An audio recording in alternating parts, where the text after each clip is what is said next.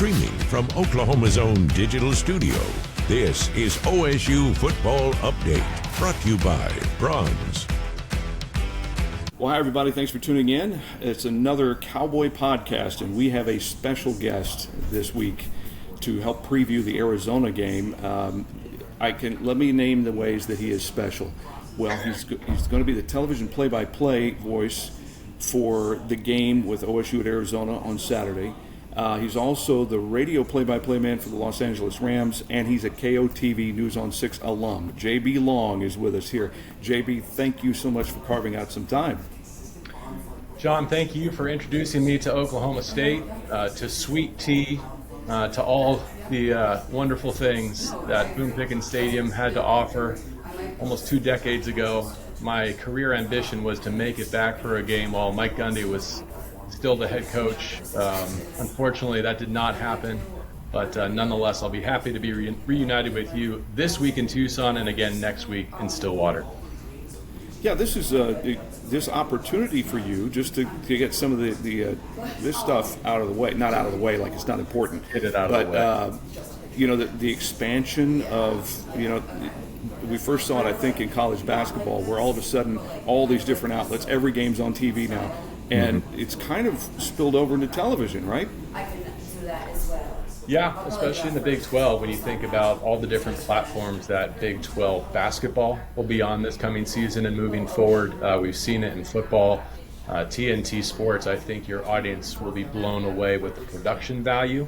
So long as they mute their TV, I think they'll really enjoy it. It's like having the full force of Inside the NBA applied to Oklahoma State and Big 12 football. They really do a nice job. So the pictures will look great. Hopefully our coverage will be genuine, and you'll feel our care factor.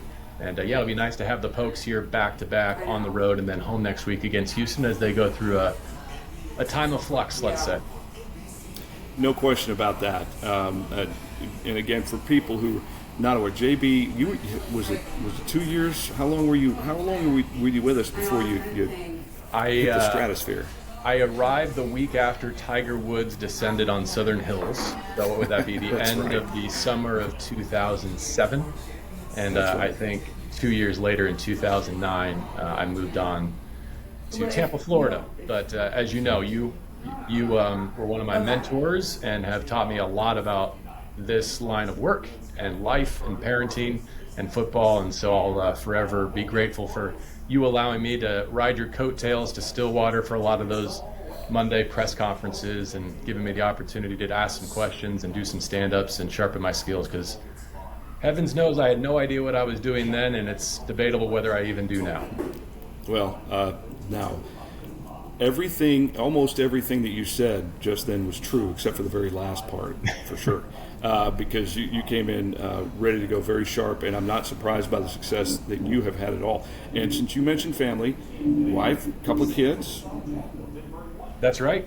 Yep. My wife and I actually had our first encounter. The night after I got back from an Oklahoma State football game. Aqib Talib intercepted Zach Robinson and I think led the Mark Mangino-led Jayhawks to a victory. And had that game somehow spilled into overtime, I'd probably be living somewhere different, married to someone different with different children. But it's part of the happy story that Tulsa and KOTV and Oklahoma State all joined forces to set me on. Our boys are now in 4th grade in kinder. They're 9 and 6, and they will be going to 49ers Rams tonight. They can't get enough, just like their dad. That's awesome. Show us the T-shirt, because we can just see the top part of it. I think everybody knows now. I didn't even have to dig this out of storage. Karsten was one of the best courses that I ever set eyes on. I'm sure I was tagging along with you to, somehow turn, work into a golf outing, which you do better than anyone, and I know that's true to this day. It's one of the things I learned from you. So I don't know that I'll get to play next week, but I do hope there's a time to bring the clubs at some point down the line, especially since, the head coach of the Pokes now says that he'll hit a bucket before a game, before his head coaching debut against Baylor. So what's the excuse for you and for me? That's very true. And he also, though, if we were living closer to where you live on a regular basis, I get the feeling like he'd forget about the bucket of balls and just try to find a wave somewhere and take a surfboard. That's just the way he kind of comes across. So with that, we transition into talking about Saturday's game at Arizona. And interim head coach Doug Meacham is he's no stranger to OSU, obviously, and he's been in this part of the country in terms of coaching experience for quite a while. Kansas, TCU, all of that. You met with him today, and without giving away a bunch of network secrets, what was your takeaway from meeting with Doug? I would say first and foremost how laser focused he and so many others, including Clint, are about just making sure that the kids maximize their potential, put good film down, have fun, and play for each other. I think they all have a pretty realistic grasp of what this season is at this stage of the game. Those who are sticking around Stillwater to continue this 2025 season deserve every opportunity to have the coaches pour into them. And I think you felt in the first half against Baylor a lot of that, especially. I don't know where we set the over-under in terms of Cowboys who are going to throw the football this weekend, but it's probably 2.5, if not 3.5. And it's not reckless. It's what these guys believe in. They seem very authentic at first blush. Like if they think something stands to work on Monday and they put it on their play sheet, they're probably going to go ahead and use it on Saturday. And so that should make for a fun broadcast. It's a big challenge this week, not just because of the state of their roster, but because going on the road to play in the heat in Tucson, middle of the day, with some depth issues, especially up front on their defensive line. We'll see how long they can hang in there, but stranger things have happened, and I do think there's a bounce coming at some point for these Cowboys, and I hope that first half against Baylor was not it. I think there's more to come. Satisfy your sweet tooth with a Brahms old-fashioned banana split. Crafted with a delicious banana, split down the middle and filled with not 1, but 3 scoops of Brahms premium ice cream flavors. To complete this masterpiece, all your favorite toppings are poured on each scoop to bring it all together in a perfect harmony of flavor. Treat yourself to an old-fashioned banana split at Brahms, where every spoonful leaves you wanting more. Yeah, we described it on the broadcast last week a little bit like it's not a complete, accurate comparison, but when you see a star basketball player get injured or can't play for a game or two, that a lot of times in the immediate aftermath you get the other guys raising their levels collectively, and so you see, and it's just a matter of how long it lasts. And I'm with you. I the first half they looked like they were having fun. And that was one of the things that Doug, I know, had mentioned. But can you extend how many plays before the trick plays run out, or you can't execute them anymore? All of those things, it's as much psychological as anything else, I think, from this point forward until the end of the season. Yeah, I think that's well said. And I think it kind of becomes a game of how much can Zane's progression outpace the attrition. Right, because where the Cowboys are and where this season is, both in terms of record and roster, they're limited. And how much can they maximize that, I think, will be dictated by a quarterback who, as we know, split reps throughout the offseason program. And so he's really just a month in terms of time on task into being the QB1, getting the full play sheet, making sure that his footwork and his eyes and his execution are the way that this coaching staff now wants them. I think the offensive line's probably a little underrated. John, you can speak to this better than I, but I think even going back to a disaster day in Oregon, that was probably the position group that was a silver lining. And if they can give him and the running game a chance to succeed, maybe they can protect, for instance, like the back end of the defense, which was turning guys loose against Baylor, and Arizona will thoroughly test that both with their skill and their tempo and their trigger man, Noah Fafita, this week. All right, defensively, you mentioned getting a little thinner up front, and Demarion Thomas, Union High School product, who had transferred in this year. I know it's out there that he has decided to redshirt. I know that you and I each get maybe a little bit more of the behind the scenes. Sometimes we can talk about it, sometimes we can't talk about it. But as far as Clint Bowen, Dave Hunziker's first encounter one-on-one with Clint was when he had just taken over as interim head coach at Kansas when Charlie Weiss was let go. And they just happened to meet at a restaurant in Lawrence after the game that night, and Dave came away saying, this guy may be one of the best guys in the profession in terms of being a really good person and giving you time. And so he's been high on him ever since. And when he met with us on Monday, met the assembled media on Monday, you came away with this, that his experiences as an interim head coach, understanding what players may be going through here, is so invaluable. It's why I thought, frankly, that he might have been named the interim head coach at a time. He just hadn't been in the program long enough. And his message, without saying it, he talked with us about simplifying the defense. Of course, we've heard that ever since the Oregon game. But also, Clint's approach does not sound old school, but that doesn't mean it lacks personal accountability from player to player. But it was really striking, because he said his time in high school coaching with his sons in Lawrence, it really helped refine his perspective. Did you come away with that?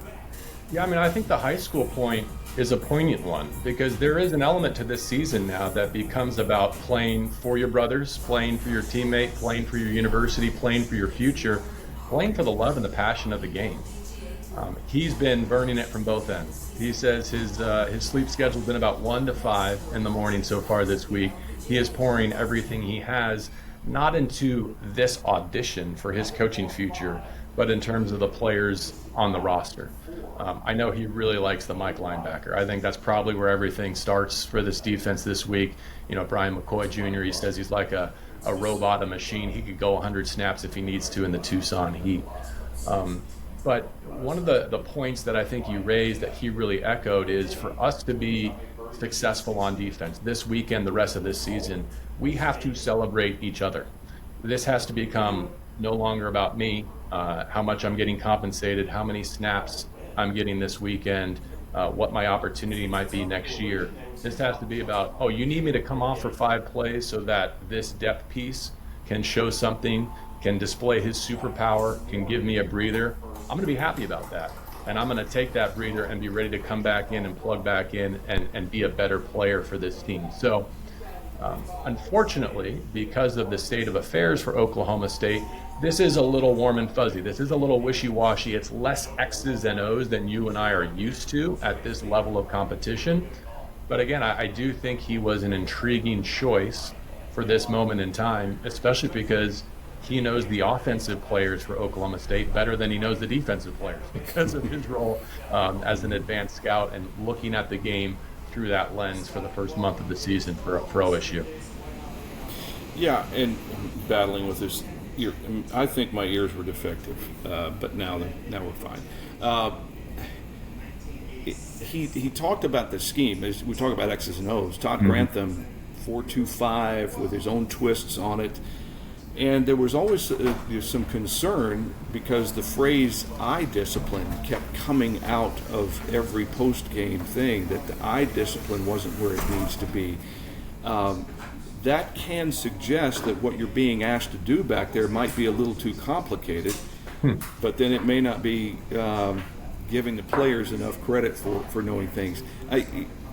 Clint had talked about, okay, we're going to simplify it. Yes, this is a tried and true system. You can't overhaul it at all. Right. But making it a little more simple. The bottom line is, JB, you know this, that when players understand everything that they're asked to do in any one situation, then you can kind of almost turn that off and you play more freely, and you're faster and you're more physical, right? Yeah. Yeah, I mean, I think it's that truism that, you know, these players don't care what you know until they know that you care. And so I think that's where he's starting this week. And then incrementally, I think he can layer his own flavor into the play sheet, what he calls, what he sends out an opposing offense. But I think this week is about effort. It's about tackling. It's about getting a takeaway or two to give Flores and the offense a chance to make this competitive.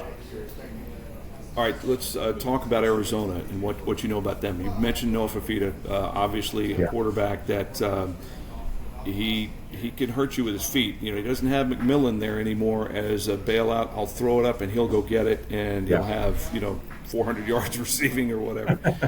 But he's very effective at what he does, isn't he? He's a pure thrower of the football. And what's cool, John, is he's a no-laces thrower, which really helps with Arizona's quick game. Because however he receives that shotgun snap, he can spit it out like a shortstop. Which is interesting, because last year when he regressed from what was an all Pac-12 season as a freshman, he had like the longest time to throw in college football. He was hanging on to it until the bitter end. And a lot of that was because, his middle school turned high school teammate turned first round pick, T-Mac, he wanted to get it to him all over the field. And he would wait and wait and wait until that option came open. This year, it's tempo, it's quick game, it's getting the ball to a bevy of weapons. They can run it as well as they can pass it. Their tight ends are integrated run and pass. I think Steph Daggy is a future head coach in the making. I think he was a really fine choice for offensive coordinator. I ran into at Texas State Kenny, one of our former Tulsa friends, and he's another rising play caller kind of in this part of the country. And so I know that Oklahoma State and a bunch of other college programs that have already made changes will be looking for that next young, innovative offensive mind who can be the face of the program. And I think Daggy is one of those types of coaches, and he could not be any higher on Fafita, in part because of his attention to detail. He's not just a talented arm. He said he's the most impressive note taker he's ever worked with. It's like talking to a quarterback coach rather than QB1. So I think that's really high praise. And despite losing a first-round receiver, I think this is a more potent Arizona passing attack that you'll see this weekend than it was a year ago. Yeah, Daggy, OSU fans may remember his time at Texas Tech as a player. The concept of stretching a defense, not vertically but horizontally, especially when you talk about maybe some dwindling numbers to a degree on the OSU defensive side of the ball. Right. You start chasing side to side, then you can be left very vulnerable with guys getting behind you. And I think that's probably one of the biggest concerns that Clint Bowen may have. Yeah, this does feel like an every blade of grass type of offense, and that they measure balance not by our handoffs equal to our pass attempts, but more in like the Mike Leach concept of balance, where are all five of our eligibles threatening you vertically and horizontally, and the moment you're wrong is where we're going to be right, and we're going to be striking up the band. And so Arizona has that type of offensive potential, and this is a big moment for them because they just went to Iowa State and lost and trailed for the first time this season, and that was like a measuring stick reality check for them. In year 2 of this coaching staff, I'll be very curious the level of accountability, the type of practices that they put together, and the response that they put forth on their home field with Gronk in attendance and a bunch of other kind of ancillary things that will characterize the game day experience in Tucson. Just a couple more. Let's go to the other side of the ball with Arizona, and we've seen 3-3-5s before. Tony Gibson ran it at West Virginia forever. This is 3-3-5 in name, but it's not the same sort of 3-3-5, is it? I mean, Danny Gonzalez, their defensive coordinator, is one of a kind. He routinely steps to the podium, John, and delivers a 12 or 13-minute opening statement. I mean, he can filibuster with the best of them. But he also demands different things of his defense and his defensive players. He wants chaos, and he's willing to miss tackles and to blow assignments so long as they do it at a breakneck speed. He's one of the rare defensive coaches I've ever talked to that if you break down your feet and you arrive on balance, you're doing it wrong and you're getting pulled off the field. He wants his defenders, all 11, to play with a nasty disposition and to shoot their shot. And if that means they whiff and a ball carrier can go the distance, so be it, they'll try again. But what he has done transforming what is not just last year been a deficient defense, but has really been a long-running struggle in Tucson to muster, I think, a championship caliber defense. You look at their metrics, it's no fluke. He's really transformed them, both in terms of the style they play that you described very well, but more the intensity, the relentlessness, the disposition with which they arrive Saturday after Saturday. And I think there was a lot of good despite their loss last week. Rocco Beck having to rush for touchdowns rather than throw for them, controlling a great tight end unit up there in Ames. Again, I think this will be a true test of how much has Arizona grown, both offensively and defensively. If they respond in championship fashion, I think they're a real contender. If they let last week's loss in Ames rattle their confidence, maybe there is some vulnerability there. It's funny too, but the way you describe that, at first thinking of this feels like the potential of old, I say old, 10, 15, 20 years ago, Big 12 shootouts where the big plays are coming fast and furious if you blow an assignment. Yeah. But then you think about it again, and as you described, Arizona against the run especially has been pretty doggone good. I lied, two more now. To wrap this, as far as what you've seen from the Big 12 this year, and I know there's, Oklahoma's in the SEC, we've got the Big 10, you're very familiar with some of the teams in the Big 10 as well.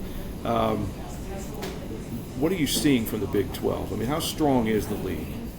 Yeah, I think the top is really strong. I had a chance to see Texas Tech early on against a lower level of competition. Their non-conference schedule was not what you would expect from a college football playoff contender, but nonetheless they made very quick work of it, and they left no doubt that they indeed have invested in one of the best rosters in college football, and they're on a mission. And I think they sent that message loud and clear with their road win in Salt Lake City. I think the Utes are still a factor. I think Arizona State as the reigning champion is intriguing because they have the best receiver in Jordan Tyson in the conference and a quarterback in Sam Leavitt, whose play really doesn't start until it breaks down. And so I'll be curious to see how they navigate this gauntlet here in October that they're about to run. So I'm not sure how deep the list of contenders is for the Big 12 championship trip, but I do know I've seen enough that the Big 12 champion and maybe both participants in that game will be and should be playoff worthy. And part of that is because the work they've done in the non-conference, racking up some resume wins. Part of it is the way they've acquitted themselves in the middle tier of the conference, even in losses. Like I think the way Cincinnati played Nebraska at Arrowhead early on and the way that Cincinnati rose to the occasion last week at Kansas speaks really well. I think Arizona State, despite losing their ranking because they lost in a heartbreaker on the last play of the game in Starkville, Mississippi, that cost them their resume win. But I think it bodes well for the Big 12 conference that you can go play that type of night game in the SEC and give as good as you get. So I don't know that there's going to be a surprise team like the Sun Devils last year. I think the favorites are the favorites, and rightly so. And I think you'll see the championship picture probably start to separate here a little bit as we turn the calendar to October. That's when Mike Gundy used to always say, wait until October before you rank anybody, too, because you hardly ever know. And Arizona State just wins games and last-second field goals, and the score is always 27-24. That's the way that is. Last question. This is the college fun you get to have. Your NFL fun is with the Rams. How good are the Rams? Pretty good. I think their metrics are outpacing their results so far. So I'm hoping that as soon as tonight, the spigot kind of opens in terms of the points they're able to produce. I think they play in one of, if not the best divisions in the NFL. I think the NFC West is really thick. And their opponent tonight, San Francisco, though depleted, is a good measuring stick for them, because the Niners, by finishing fourth in the division last year, have the easiest schedule in the National Football League, and the Rams, by being the reigning champs in the West, have the most difficult one, which translates to they have to play the Eagles and the Ravens and the Lions in their crossover games, all of them Super Bowl contenders. So as you know, John, from following the league, you can do all the work through the draft and free agency and training camp to assemble a roster. Sometimes it survives first contact, sometimes it doesn't. But if you can get in the dance in January with most of your two deep intact and most importantly your quarterback, you got a shot. And for the Rams, when they have that quarterback as Matthew Stafford and Sean McVay as the play caller head coach, I think that's especially true. I have no idea what December into January is going to bring, but I know if they get there, they're going to be a very tough out. And in the meantime, it sure is a lot of fun to see Matthew Stafford and what's left of his prime spin it to Puka Nacua, who is setting another record pace in his third season, and Devontae Adams, who is the most accomplished receiver that McVay has ever worked with. Cooper Kupp had the best season. Cooper Kupp's in Seattle now, but Devontae Adams is a Hall of Famer, and that's never been true of a McVay-Stafford partnership. So far so good, but humility is always one Sunday away, or as the case may be tonight, Thursday night. I'm sure Jeremy would like that to be true. That's right. Jeremy Poplin, our digital guru here, is a huge 49ers fan for those people who don't know. JB, I really appreciate the time, especially on a game day, and I'm really looking forward to catching up with you in Arizona. Likewise. I can't believe that Dean Blevins retired and Mike Gundy was fired before I could get back, but I'm glad you and Hunzi are still doing it on the radio airwaves, and that's more than enough for me. See you soon. Yeah, awesome. Again, our thanks to JB Long. He's on the call on TNT for Oklahoma State at Arizona, 2 o'clock kickoff in Tucson. And if you prefer radio, then we're always, Dave Hunziker and I are always on the radio side. Radio's always better. Yeah, tell me about it. I could wear a hat if I wanted to. We want to thank our sponsor, Brahms, and we ask that if you like this, please hit the subscribe button. For JB, I'm John, and we'll talk to you next time. Thank you for watching this Oklahoma's own digital studio stream. Stay with News on 6 online and on television anytime for the latest news, weather, and sports.